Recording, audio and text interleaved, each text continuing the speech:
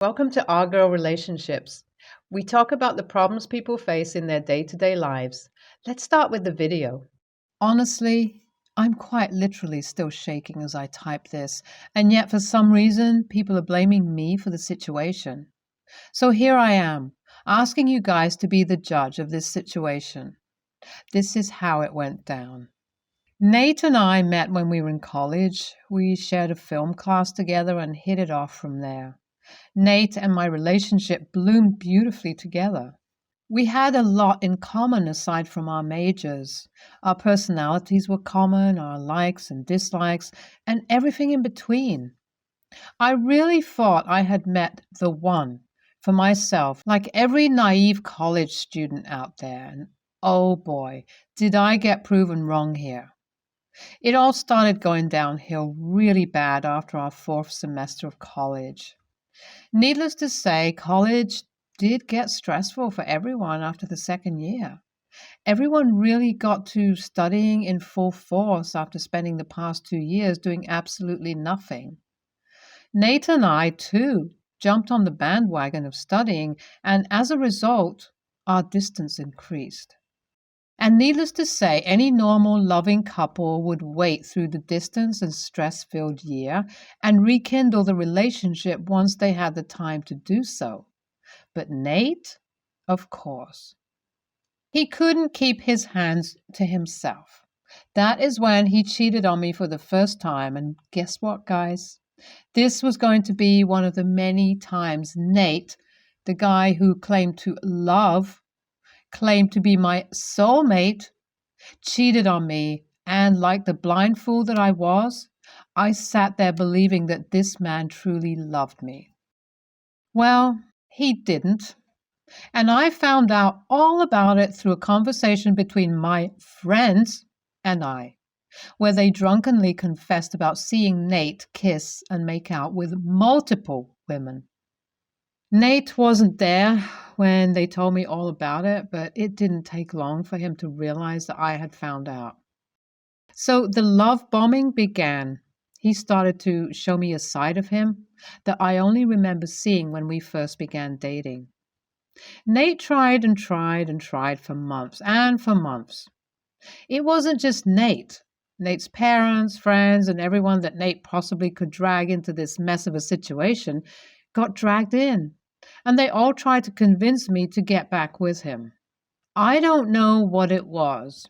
All of Nate's pathetic attempts failed for me, and honestly, after what happened, I'm glad, because good riddance, y'all. So, onto the actual situation.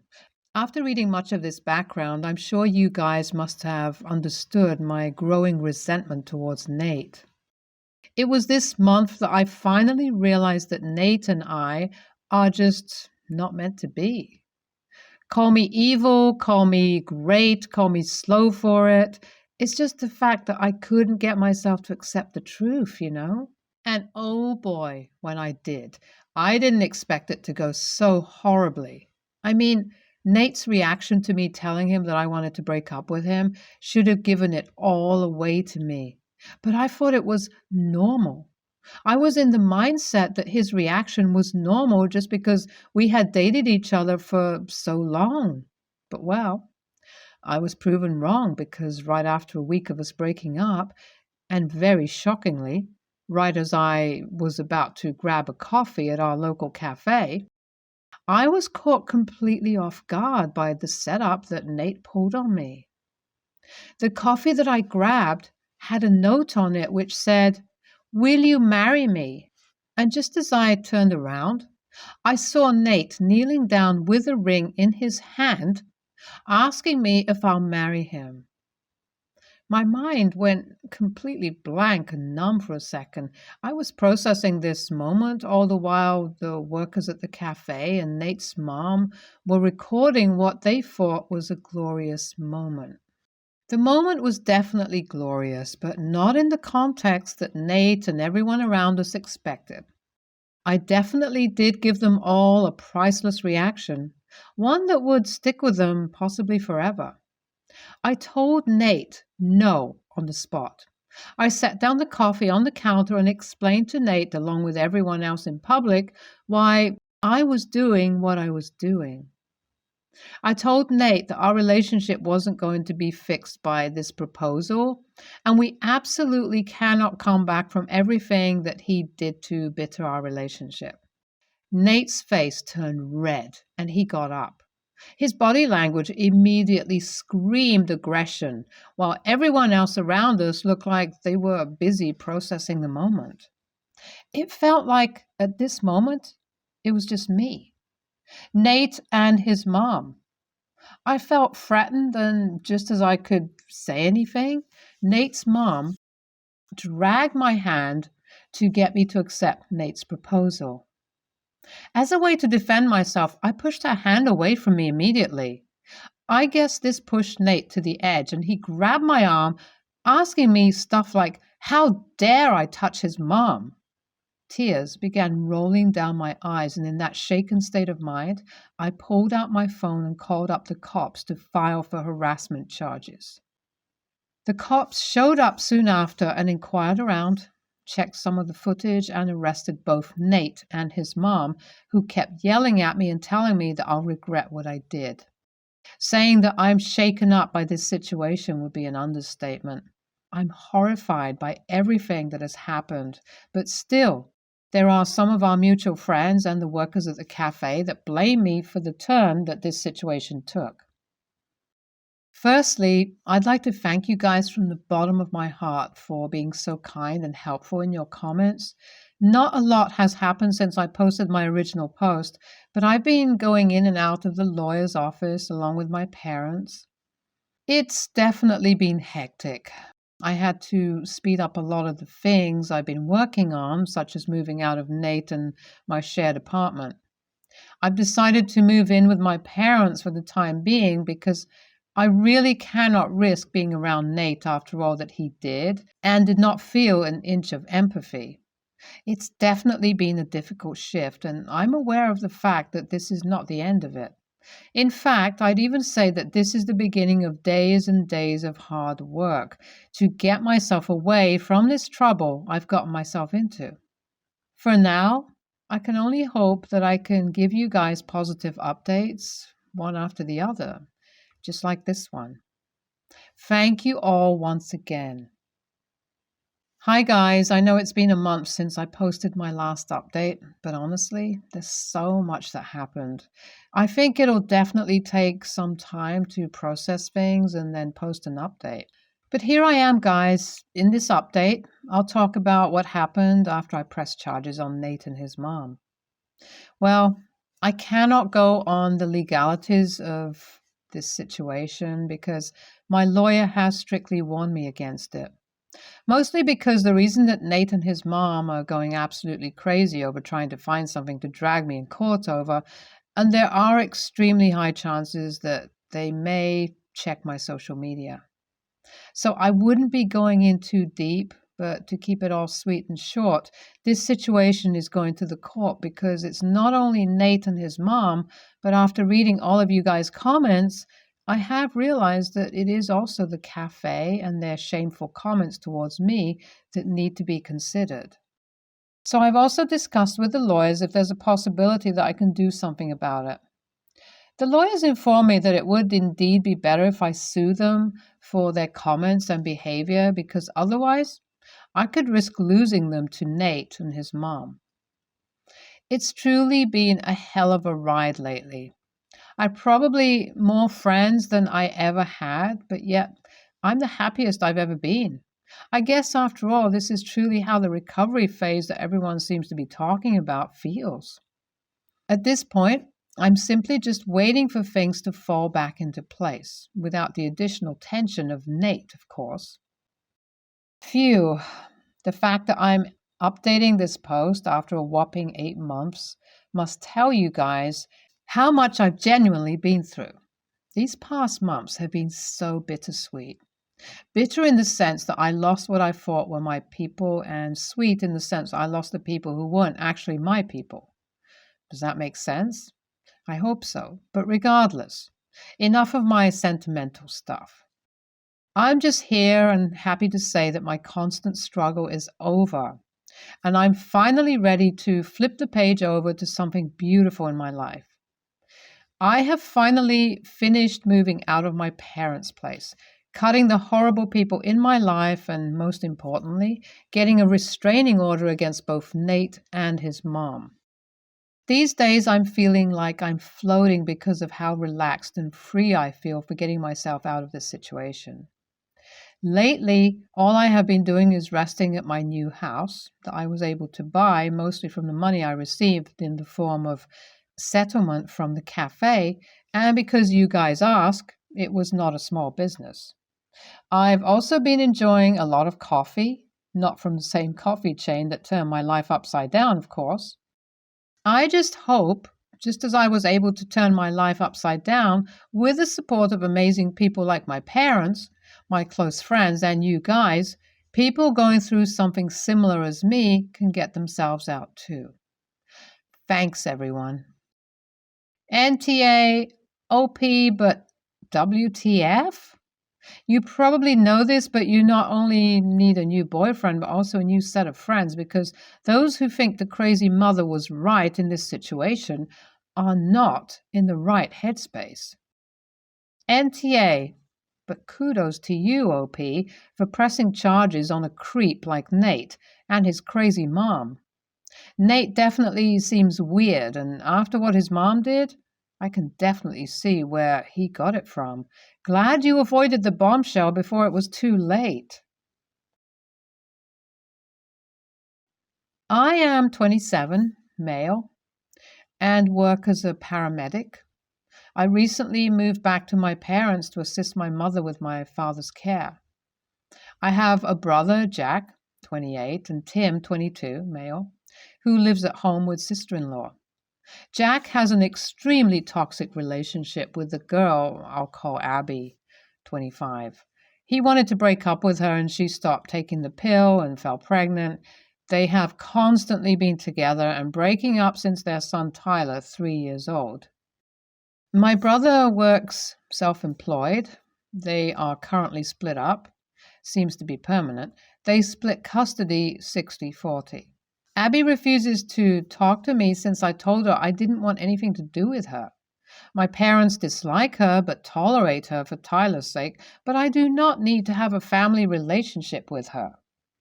Abby has started now asking my father a lot more to babysit Tyler because my other sister-in-law has told her she cannot babysit because her plate is full with their 3-month-old. My father cannot say no, so always says yes, and every time he does, it ends up being me babysitting him because my dad physically cannot care for himself. Pretty much can't do nothing for himself. She only ever asks him to babysit when she knows I am off work. On my off days, I often do self-care stuff like going to the gym, shopping, or meeting my partner for lunch. Insert other activities like meeting friends, etc.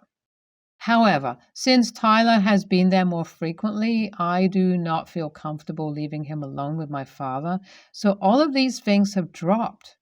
Being a paramedic and part-time caring for my dad, self-care is extremely important, and it's a bit much caring for both my dad and a 3-year-old child that is not mine.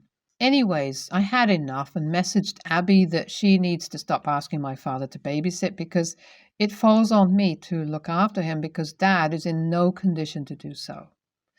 I told her she needs to look at finding a babysitter or ask my brother or mother to take time off because I won't be caring for him anymore, and I will contact child services that she's unfit and the child is placed in inadequate supervision. I told her if she needs someone to babysit, she needs to hire a babysitter. Anyways, she told both my mother and my brother about this, and they both blew up on me. My mother pretty much said it takes a village to raise a child, and I am equally responsible to help out. My brother is calling me an a-hole and saying his son will suffer. I told my mother that she can take time off work to babysit him, and if it's an issue, and I did not agree to babysit my nephew, and he is not my responsibility, I won't be babysitting him in the future. If it was once in a while, I wouldn't mind. But lately, it's been every other day for 6 hours plus. And Dad won't stop saying yes. She seems to ask him pretty much every time she knows I'm home not working. She won't ask him if he's alone. I told all three that if she continues to do this, I will contact family services and she needs to get a babysitter or ask my mother or brother to take time off work. AITA? I have spoken to both my brother and mother about this previously. Both said they talked to her but didn't. This message came as last time she dropped Tyler at the front door and left in her vehicle before I could answer the door. This message came as the last time she dropped Tyler at the front door and left in her vehicle before I could answer the front door. I have also spoken to my father, but due to dementia, never remembers the conversation and has always been a yes man. Outcome. Thank you everyone for your comments and the minor YTA that made me realize there were things I could have done better. I had a lengthy conversation with my mother. She is still insistent that Tyler is my family and I should look after him because I'm home all day, so they should work, whilst ignoring the fact I dropped my work schedule from 48 to 60 hours a week to 24 hours a week so I can assist with Dad, and I'm placing my life on hold to help her with Dad's care, which is unconditional. And Tyler is not a responsibility I wish to have on top of this. Due to this, I have spoken to my parents-in-law. Our rental was put on the market and we decided to move back in with our parents to save faster for a deposit and so I can assist with Dad's care. They are happy for me to move into their house and my partner is excited about this as she has missed living with me. I've decided this is the best thing to do given my mother refusing to listen and family comes first crap and also gives me a positive place to wind down that isn't work or a caring environment which I don't switch off from. I've set boundaries that I will still support my father but will not be living there, and that if Tyler is there, I will leave him with my dad and leave. Due to this, my mom did message Abby and told her that she cannot ask Dad to babysit anymore because of me. Opposed to the fact Dad physically cannot babysit a child, let alone care for himself.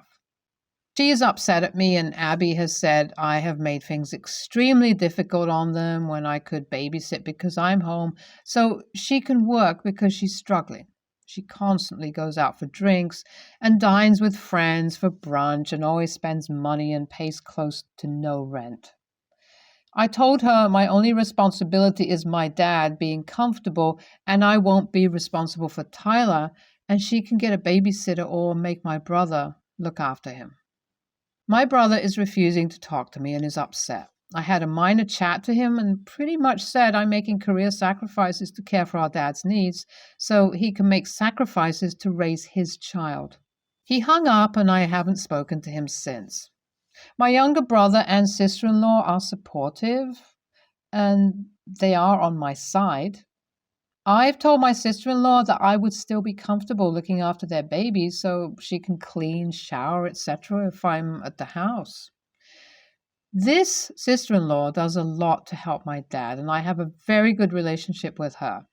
Abby does nothing, and it's a very shaky relationship due to things she has done prior to this incident. I'll be moving into my PIL in the next couple of days, which is the best solution and is 20 minutes away from my parents. NTA. I remember a coworker telling me, "It may take a village, but you only hear of the village idiot," which is true. You can't say it takes a village when only one person is doing it. Your dad is agreeing to this and is very unfit to do so. He shouldn't even be saying yes. But she is leaving her child with someone who cannot care for him. So she can either be a responsible mom and find adequate care, or anyone else can step up. My friend asked me to be his best man, but I had to say no. He seemed genuinely hurt, but I just couldn't do it. I've always been a shy, socially awkward guy and have never been good at talking in a social situation. Which is weird as my profession is as a DJ. But my absolute worst nightmare is to stand up in front of a crowd with all eyes on me and give a speech. I have literally had nightmares where I've had to do this. When I was at university, I had to take drugs to be able to do any type of oral presentation. It got so bad that my tutors just stopped asking me to do them, which was absolutely fine with me. But when my best buddy asked me to be his best man, all those feelings of dread came back. I said I would have to take a couple of days to think about it, which I'm pretty sure hurt him. Then his fiancée started phoning me a day or so later, telling me that she doesn't get why I'm being difficult. I just made up some stupid excuse about not being able to afford the kilt hire. I'm Scottish. But she kept assuring me that it would all be paid for. Then I just told her the truth, that I'm absolutely petrified of talking in front of large crowds. She told me not to be stupid and just do it. The conversation ended and I told her no. The wedding was a few weeks ago and I never even went to the ceremony. I was invited, but I just couldn't handle it. I popped in for an hour or so to the night party, but left pretty quickly. They're now married and I've not heard from either of them since. So it looks like I've lost my best friend and I don't know if it's my fault. YTA. I understand not wanting to be the best man due to your phobia of public speaking. You could have said, mate, I'm honored you want me for a best man, but I don't think I'm the right person for the role. I have a phobia of public speaking, and I don't think it'll work. I think I could handle being a groomsman if you'll have me. Instead, you just wussed out and didn't even attend your own best friend's wedding just to avoid confrontation. Anyone would be rightfully pissed if their best friend did that to them.